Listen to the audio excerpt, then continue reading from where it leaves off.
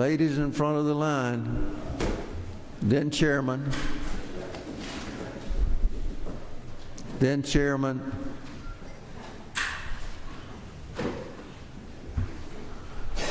Are all of y'all chairman?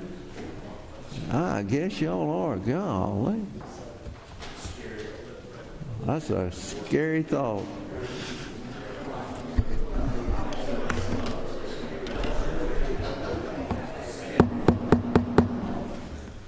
Okay, we need to get started. We got several folks on the line who want to present their bill to us.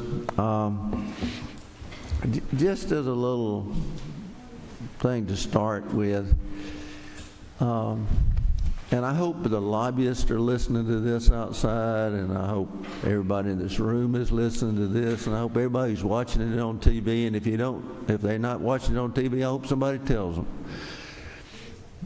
Don't call my office and ask the status of your bill, whether it's going to be on the blue sheet today or whether it's going to be on the floor tomorrow or whatever. If you want to know that information, it's real simple.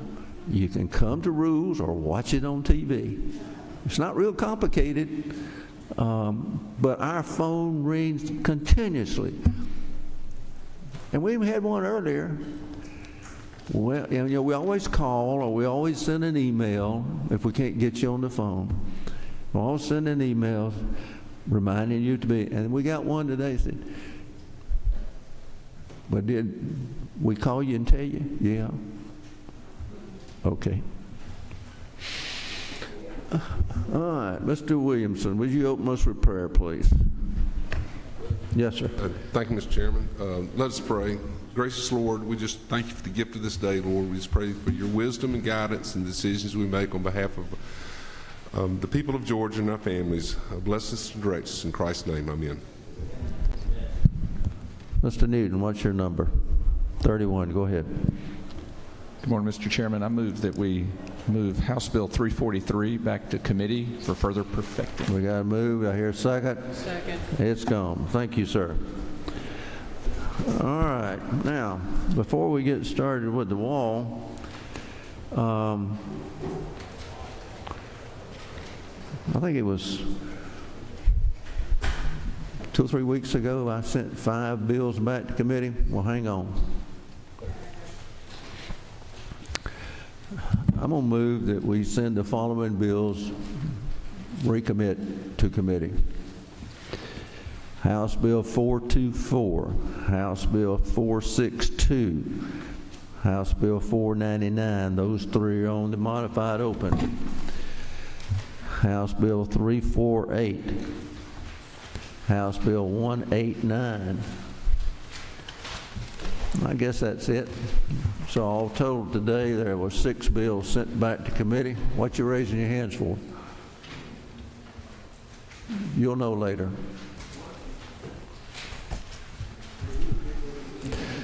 Okay, I'll repeat those. On the modified open, 424, 462, 499, 189, 348. And if you remember, Dr. Newton had already sent 343 back.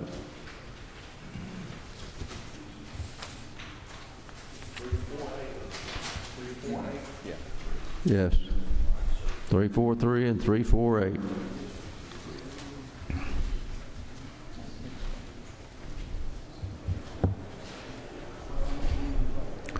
Okay, well, I guess we can get started. Ms. Silcox.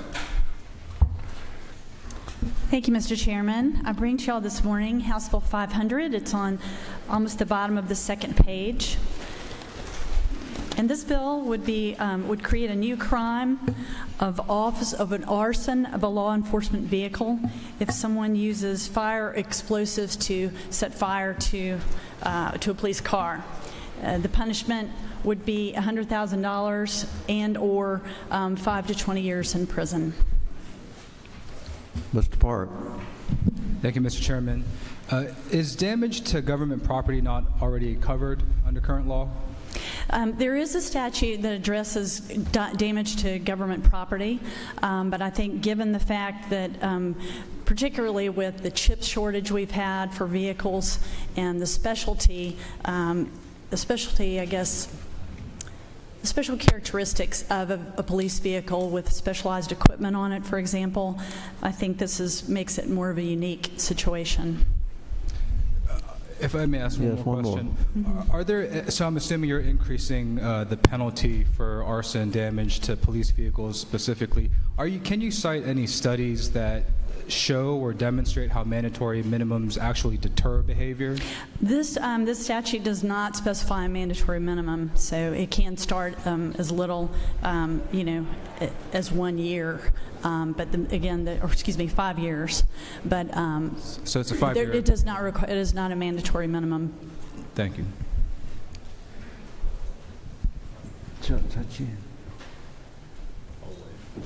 Okay. All right. Ms. Hughley, did you have a question? Okay, yeah, okay, very good. Well, that's it. Thank you. Thank you. My goodness, who do we have next? Come on up. Tell us who you are and what your bill is, because this is the first time I've seen you in rules. Good morning, and good morning, Mr. Chair and members of the committee. I'm Representative Regina Lewis Ward, and I'm here to Is present. this your only bill? It Is this your only bill? It is. Okay. All right, go ahead. I'm here to present HB 144. It's on page 1, next to the last item. So there comes a time in an adult's life where they may need someone to care for them, and that person will become known as their guardian. So current code spells out that the ward under guardianship can communicate freely and privately with someone other than the guardian. Also, the current code spells out the obligations and the requirements of the guardian. HB 44 provides for ways that the ward can communicate, and HB 144 also includes penalties should the guardian not live up to the obligations and requirements. Thank you for your consideration, and I'm happy to answer any questions. Well, I don't see any question. The question I got is that chairman of that committee, she's tough. That must be a pretty good bill. Thank you. We believe it is. Okay, thank you. Thank you for your consideration. All right. You know, it's pretty bad when you walk in the room and the ethics chairman starts sucking up.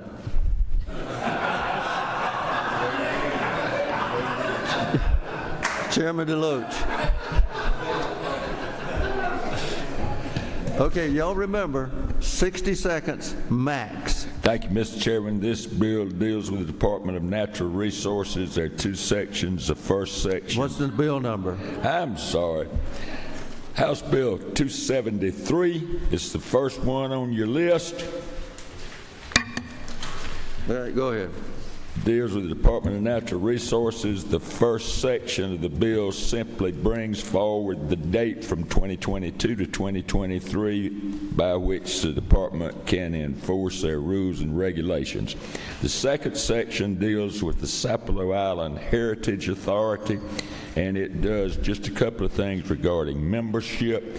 It changes the chair from the governor to the commissioner of the Department of Natural Resources. It adds one member to come from residents of Hog Hammock, and it allows the governor to designate a person to act for him as a member, and that's the bill, Mr. Chairman. Okay, Mr. Beverly.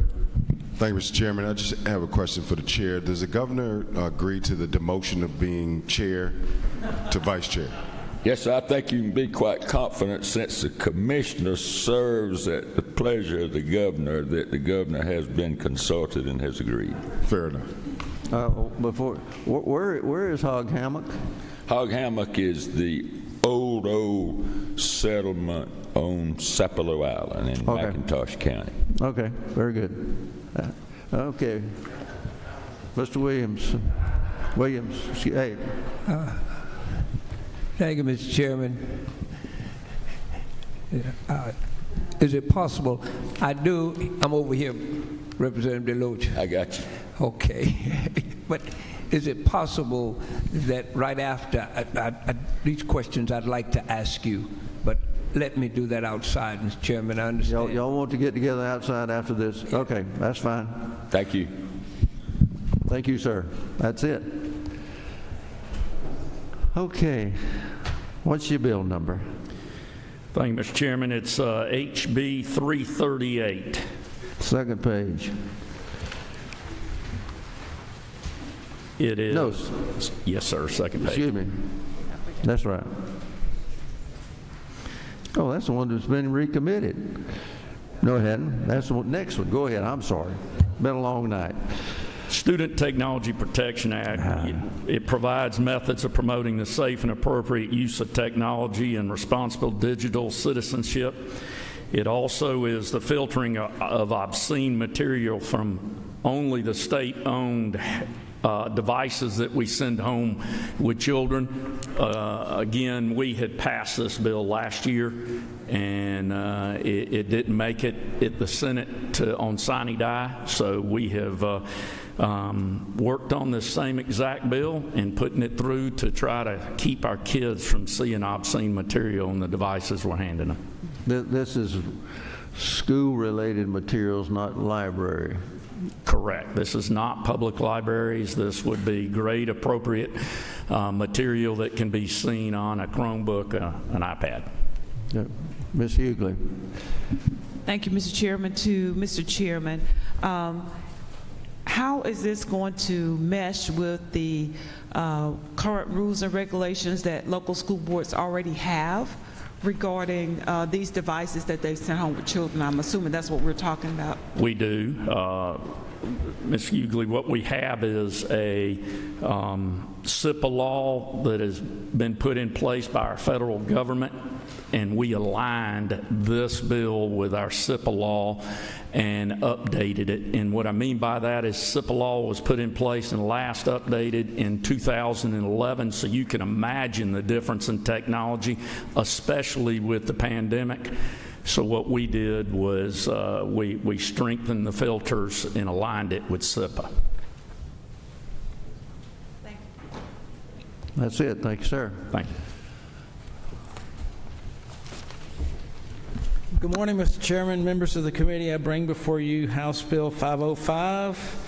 It's on the second from the last on page 2. It deals with changing the penalties for riots from a misdemeanor to a felony. Legal definition of a riot is 2 or more persons who shall commit an unlawful act of violence and any other act in a violent and tumultuous manner.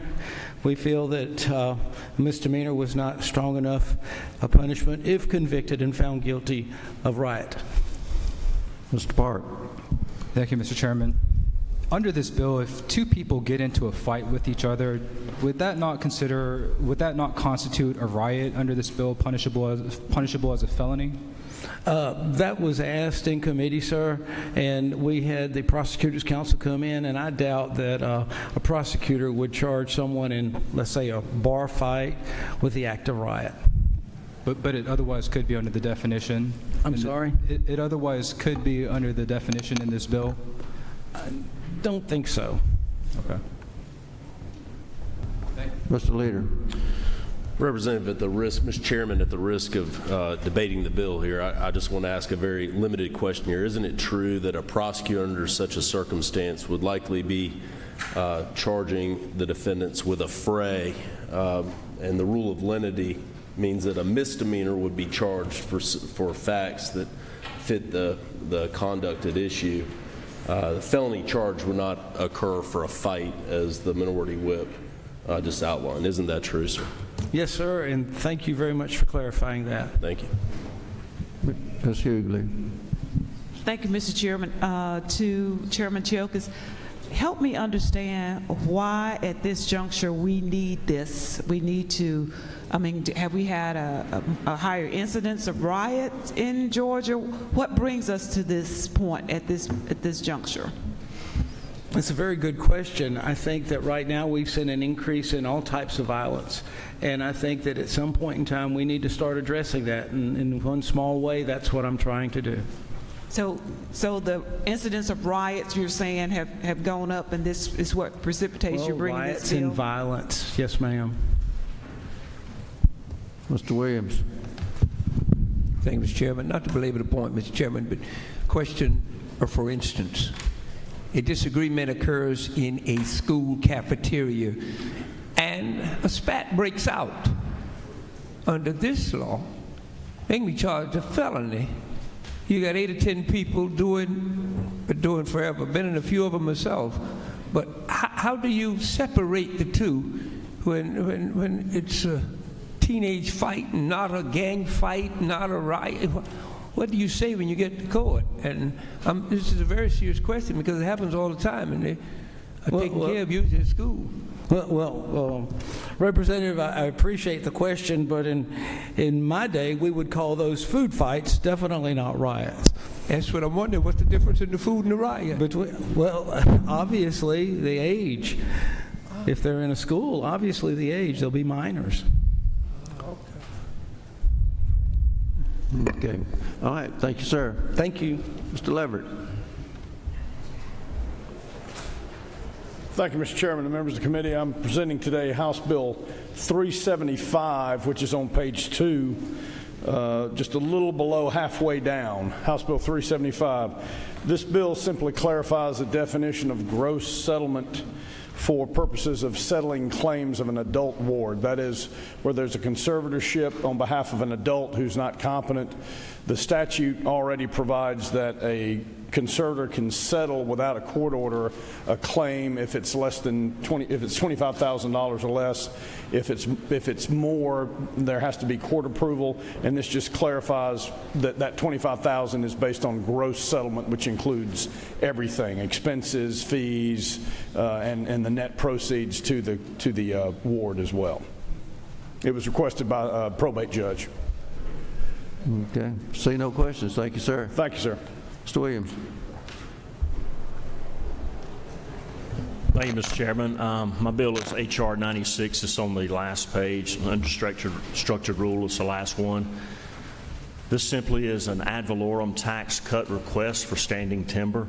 Timber is the only agriculture product that is taxed, and this would have to pass through the House and the Senate 2/3 vote and then a constitutional amendment. We're just simply asking for the opportunity. Okay. I think you and Mr. Martin need to have a conversation. Yes, we've had quite a few, and we'll have some more. Okay, very good. Thank you, sir. Thank you. Mr. Perkle. Thank you, Mr. Chairman. House Bill 51, HB 51 on the front page, provides school systems with added flexibility to transport students. The genesis of this bill comes from some of my small school systems. Last week at FFA week, if you recall, if you paid attention, you saw, I did, a couple of students that were transported to Atlanta for FFA Day, 2 students in one school system on a big school bus. Currently, Georgia law only allows the transport of students to and from school or school-related activities in a school bus. This provides added flexibility for them. Mr. Beverly. Yeah, thank you, Mr. Chairman. Just a quick question. Will these buses have signs that signify that children are on the bus, on the said vehicle? Thank you for the question. Part of the rules and regs promulgated by the State Department of Education. Yes, it does. It was a long way to get to that one. I'm sorry. Brevity. Okay. Thank you, sir. No more questions. Mr. Gaines. Thank you, Mr. Chairman. House Bill 185, which is the furthest one down the front page. This bill would create a grant program for students and IPSI programs, which are programs that allow students with intellectual disabilities to attend some of our colleges and universities across Georgia. We have one at the University of Georgia that I was proud to help start, Destination Dogs, when I was a student there. And it's a great program, about 150 students across the state. They're not eligible for the HOPE scholarship, but this would create a grant program outside of HOPE to help the tuition costs for these students. Okay, no questions. Thank you, sir. Mr. Hilton. Thank you, Mr. Chairman, members of the committee. I'm here to present House Bill 318, which is about midway through the second page. House Bill 318 eliminates a funding and service redundancy in our state by shifting responsibility for charter school oversight to the State Charter School Commission. The shift will ensure local school boards receive enhanced support required to consistently perform above the local charter school authorizer standards. I'll stand for questions. Mr. Park. Thank you, Mr. Chairman. Is there an estimated cost or fiscal note as to how much local charter schools may be able to keep in unspent funds that local school boards would be otherwise required to refund under this bill? There's no fiscal impact. We're essentially moving FTEs from one group to another within state government. So on lines 99 to 100, 163 to 164, and 276 to 277, it does say that charter schools would be able to keep unspent funds that local school boards would be required to refund. That's the initial question.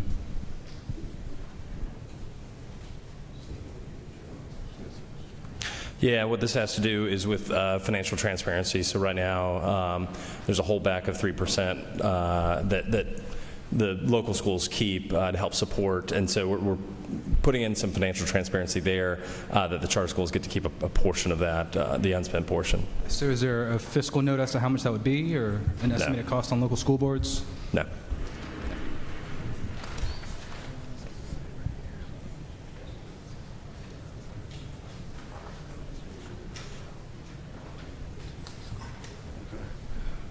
Speaker Pro Tem.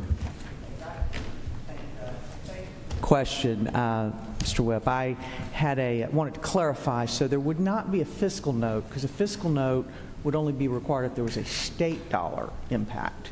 In this case, it's 3% that is held back for local school systems to offer support, administration, and things such as that. If they use, and it's specifically in law currently that can only be used for the support and administration of these locally approved charter schools. If they don't use the 3%, then they would refund, they would not keep the 3%, they would let it be used by the locally approved charter school. It's just asking local school systems, if you use the 3%, great. If you don't supply 3% in services, then let them use those dollars for the benefit of their teachers and their students. Mr. Beverly. Just a clarifying question to the Speaker Pro Tem. So lines 88 through 92, is that, when we talk about administrative services, is that the 3% that's applied? I'm not looking at the bill, but I believe that is what it's referring to. So I'll give you an example. We have a state charter commission, the state charter commission that currently provides support to state authorized charter schools. They too are allowed to deduct up to 3% from those schools per student for the support and administration of services. Currently, they for years only actually deduct 2% because they don't feel that they need to spend the entire 3%. So the 1% goes back to the support, direct support, in-classroom support for students and teachers. That's what this is aligning it with. If you need the full 3%, great. If you're a local school system and you're not supplying any services, no training, or any of those types of services to the locally approved charter school, then it makes sense you wouldn't keep that unused money just to pad administration. You'd leave it in the classroom. All right. Well, thank you, sir. Thank you, Mr. Chairman. If I may, I've got a second bill. Okay, go ahead. Yes, sir. It's House Bill 402, just down from 318.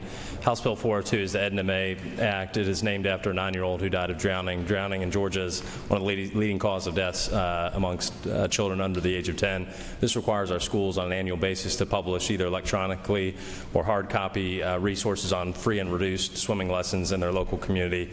Literally, we believe House Bill 402 will help save lives in Georgia by educating parents and families on where they can access swimming lessons near them. I'll stand for questions.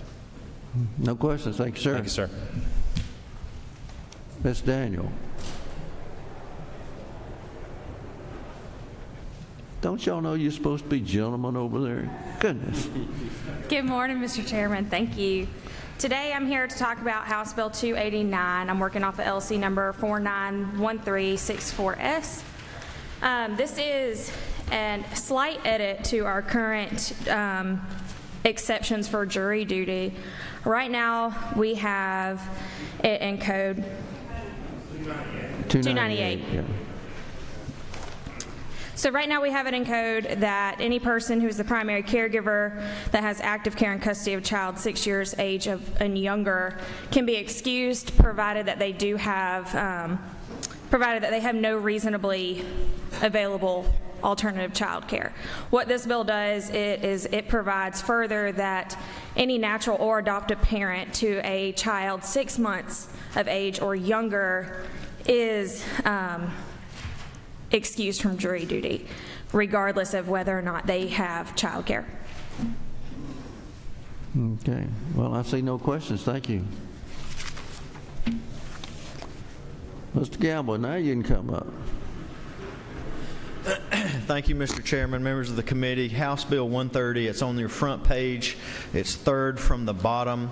This is the Governor Kemp's administrative initiative, the Georgia Peace Officer Service Loan Repayment Program.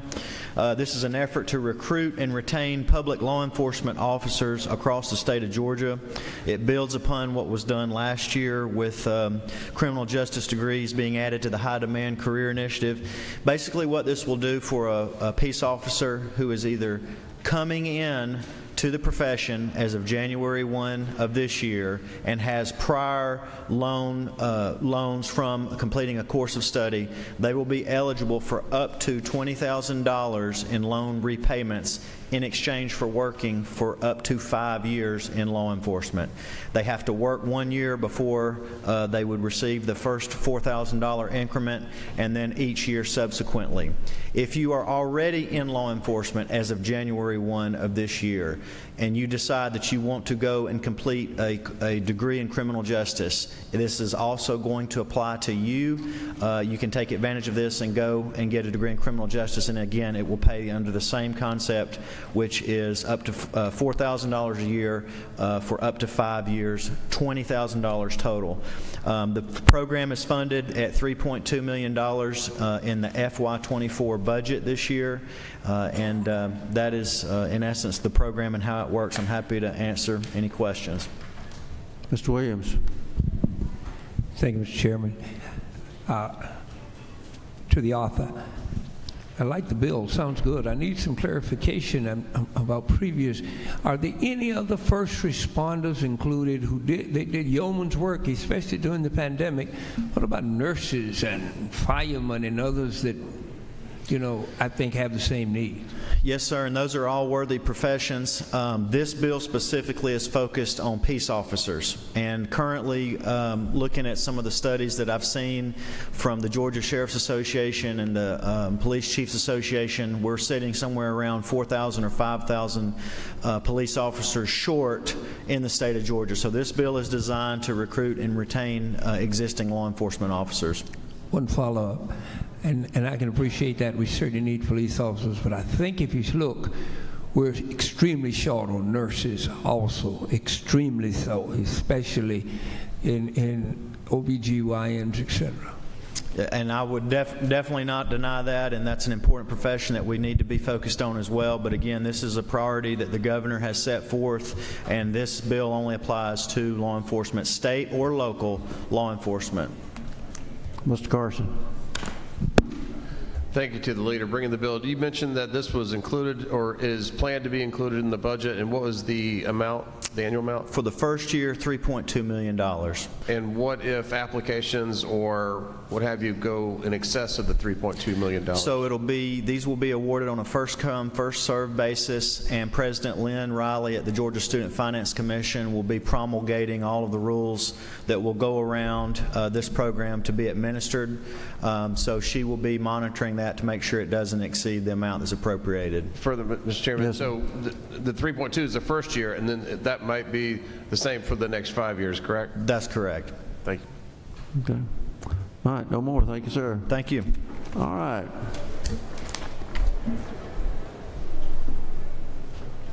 Thank you, Mr. Chairman.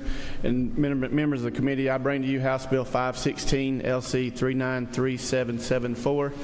I bring this bill to you on behalf of GDOT. The first part of the bill is the part of the quick response program that GDOT has for us in our districts if you have emergency issues. It's increasing it from 200 to 500,000. Obviously, inflation affects that, so we need that increase there on that program. The second part is Section 2 provides 2 updates to GDOT, a public-private partnership statute to clarify flexibility on the timing of the public hearing phase and GDOT's approval.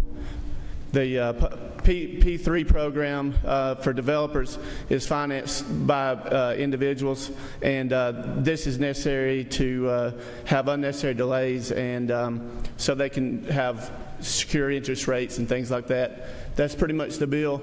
I'll stand for any questions. Representative Hughley.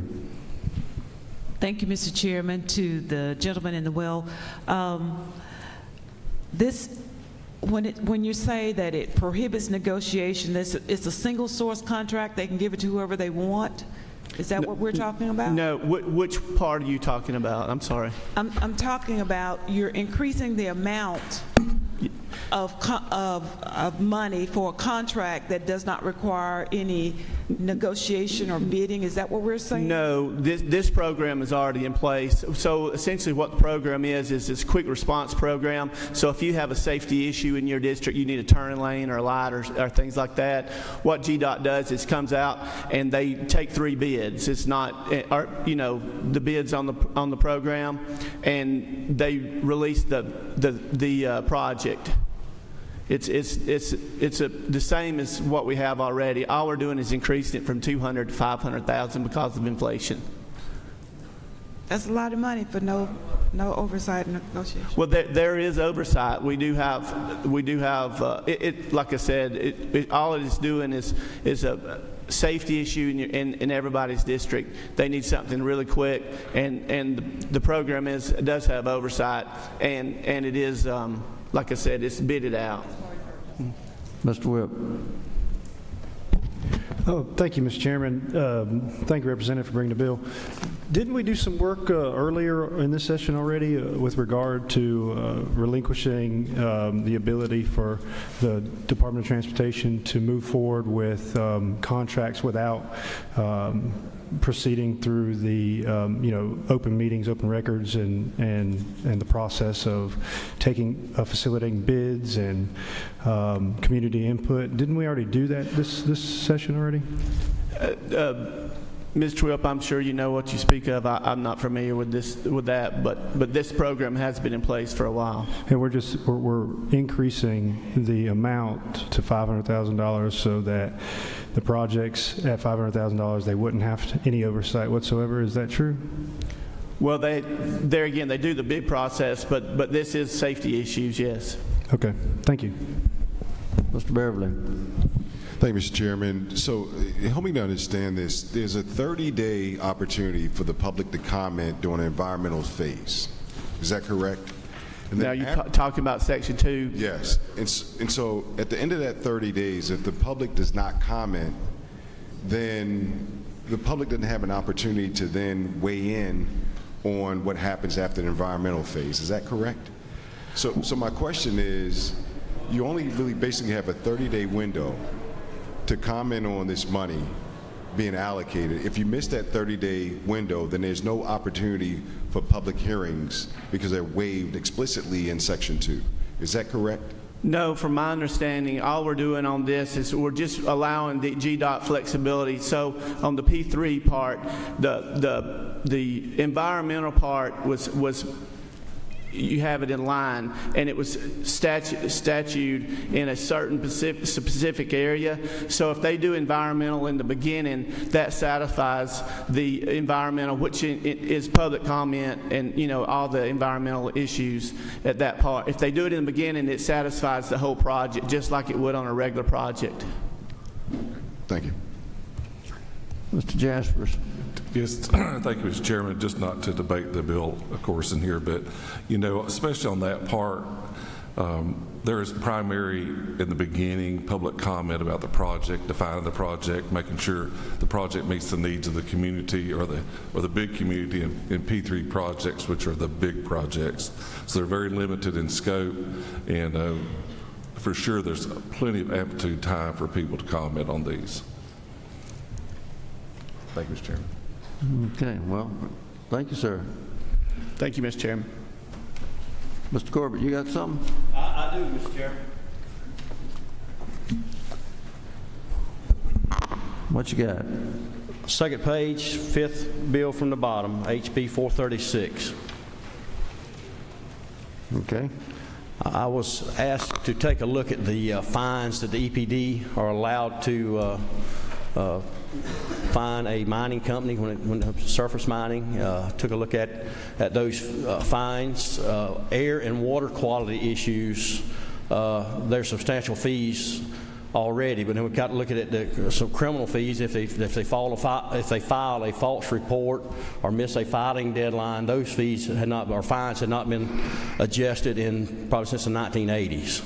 So what this bill does, it was $1,000 a day maximum the EPD could fine. We raised that to $10,000, and that's what we're doing with this bill. You know, there's some fees out there that I think were implemented in the 40s that still may not have been changed. Ms. Taylor. Thank you, Mr. Chairman. Does this affect if they fail to get a permit at all? Will it affect someone that doesn't get a permit? Yeah, if you'd be doing something illegal if you don't have a permit to do it. Absolutely. Would these penalties apply? I'd have to ask a lawyer, but in my opinion, they would. Mr. Park. Thank you, Mr. Chairman. So I know we're increasing the maximum amount to 10,000. Why aren't we looking or trying to increase the minimum of 100? Well, that's left up. It depends on, I guess, the severity of the crime, and that's left up to the discretion of the EPD, and they can determine if it's a rises to the level of $10,000 a day, they're allowed to do that. Thank you. Ms. Smith. And to further support this bill, this fine can accrue per day? Every day is a separate occurrence. It is. Yes, ma'am. Thank you for the question. Thank you. All right, no more questions. Thank you, sir. Thank you, Mr. Chairman. Thank you for your favorable consideration. All right, Chairlady Smith, I think you've got one or two on here. Members of the committee, I bring to you today, under structured rule, last page, middle bill, House Bill 311.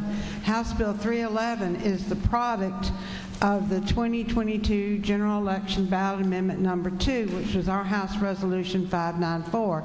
It received 92% of the vote. It does not become law without passage by the General Assembly and signature of the governor of House Bill 311. This bill provides for local governments to have the option, I emphasize option, to grant temporary property tax relief for severely damaged or destroyed properties during the year of the disaster. All local governments worked on and support this bill. They're actually the voice in this bill. I just am lucky to be the author. Thank you, Mr. Chair. Any questions? All right. Is that your only one? Right now, I think it is. I had a correction on a bill that passed or was talked about yesterday. Okay. All right. I think it's been addressed. All right. Does anybody else have anything? Oh, Mr. Newton.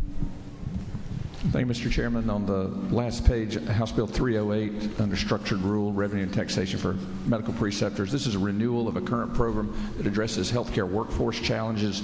We're trying to train physicians, nurse practitioners, PAs in Georgia. This is a preceptor tax credit. This bill would streamline that. It also adds dentists in, which are much needed in many areas of Georgia. Our medical schools are adding students, the medical college, the Mercer University, PCOM, Emory, others, they're adding to make sure we meet our healthcare demands and come out from 40th in the nation in the number of doctors. This bill would allow us to better do that and get our students trained.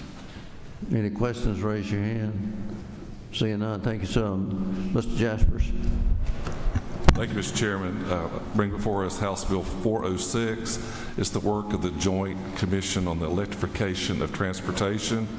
The bill does three things. It allows for the retail sale of electricity, allows for the excise taxation on the electricity, and regulation of the electric charging stations that are throughout the state for safety, accuracy, and location to make sure we get our dollars to fund our roads and bridges across the state. Okay. Ms. Ballinger. Thank you, Mr. Chairman. I have 3 bills. The first is House Bill 460. It's 4 up from the bottom of the second page. This clarifies when a child has a right to counsel in juvenile court, just cleans up the language and specifies when a child is entitled to legal representation. Any questions? Raise your hand. See none. Okay. I'll move on. House Bill 508. Whenever a temporary protective order is filed by an abused partner, it requires it. Basically, orders are to be served on the respondent within 24 hours. Okay, see no questions, go ahead. And the last one is the first bill on page 3, House Bill 509. It adds an act of family violence. So right now, the burglary statute applies to theft or a felony. Unfortunately, whenever you get into a fight or you just beat somebody, that's technically a misdemeanor of battery. House Bill 509 would make it a felony if you were to, say, kick in your wife's door and beat the snot out of her. Right now, that's criminal trespass and battery, 2 misdemeanors. So this would raise that to the level of felony. Okay. I don't see any questions. Mr. Martin, is that you? Yes, sir. Yes, Mr. Chairman, I bring to you House Bill 249. It's 4th down on the second page. This is an adjustment to a bill 1435 we did last year to provide completion grants to those that are achieving need help over the finish line to achieve their credential. It drops for a 4-year program. The percentage completion necessary to be eligible, doesn't guarantee you get it, to be eligible from 80 to 70%. For a 4-year program and to 45% for a 2-year program. The reason for that is we find that people financially plan with our institutions on an annual basis. So one in a 2-year program wouldn't be 80% finished. They'd be closer to 50%. Same thing goes with a 4-year program. If you look at being on task, you'd be 25, 50, 75. So we're going with 70. We're also there's more money being budgeted in the program, and so we're asking to raise the total award to $3,500. Again, eligible for that, but no more than $2,500 at a single draw, if you will, and then you would have to prove as a student that you are headed toward completion. So this is rewarding those that are have invested their money, that are on track to complete, and helping them cross the finish line. Answer any questions. Don't see any questions. Thank you, sir. All right, I guess that's everybody's got a bill. So we're going to be setting the calendar for, gosh, day 26. Let's see, 26, 27, 3 days. All right. Okay, well, y'all get your pens and paper out. I think we did 19, or we're going to do it 18 or 19 today, and we're going to do a couple more today. Under modified open, do I hear a move on House Bill 273? It's on. Under modified structure, do I hear a move on House Bill 43? Got a move, it's on. Do I hear a move on House Bill 51? Got a move and second, it's on. House Bill 63, do I hear a move? Got a move and second, it's on. House Bill 130, do I hear a move? Got a move and a second, it's on. House Bill 185, do I hear a move? It's on. House Bill 244, do I hear a move? Got a move and a second, it's on. House Bill 295, do I hear a move? Got a move and a second, it's on. House Bill 298, do I hear a move? Move and a second on, it's on. House Bill 318, do I hear a move? It's on. House Bill 336, do I hear a move? It's on. House Bill 338, do I hear a move? It's on. House Bill 362, do I hear a move? It's on. House Bill 402, do I hear a move? Okay, House Bill 406, do I hear a move? Move. And a second, it's on. House Bill 436, do I hear a move? House Bill 460, do I hear a move? House Bill 500, do I hear a move? Got a move and a second, it's on. Representative Ballinger. Pursuant to Rule 33.3, I move that we limit debate to 1 hour. Do I hear a move? Got a move and a second. See no questions? Object?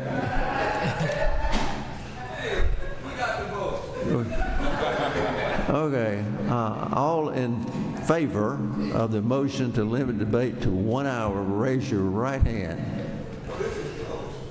It's close. All opposed, same sign. Okay. Debate. You've got two right hands there. Debate is over, and House Bill 500 debate is limited to 1 hour. Okay. House Bill 505. Do I hear a move? Got a move and a second. It's on. Ms. Ballinger. Pursuant to Rule 33.3, I move that we limit debate to 1 hour. At time to be allocated at the discretion of the Speaker. Okay, got a move and a second. Are you objecting? Okay. Well, you're doing what you're supposed to do. Okay, all in favor say aye. Aye. All opposed?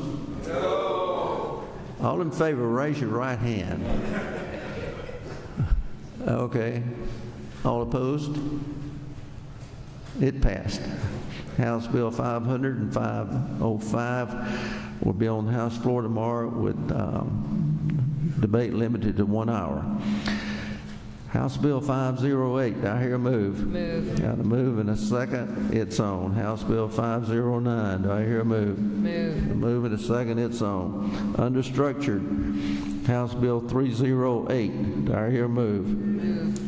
It's on. House Bill 311, do I hear a move? Move. It's on. Okay, well, that's the calendar for tomorrow. Let's run over these things just a little bit so that everybody knows what they are. On tomorrow's calendar,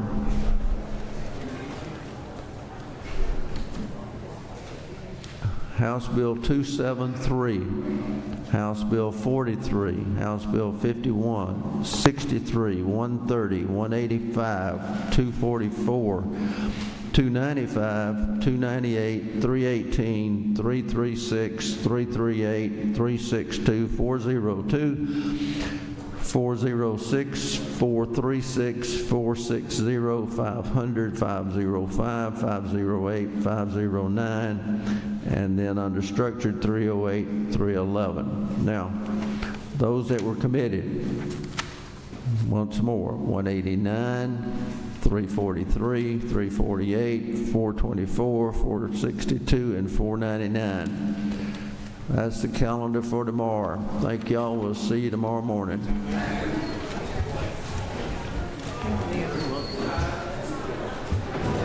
I talked to Bill yesterday, and I've taken care of that bill. He wants to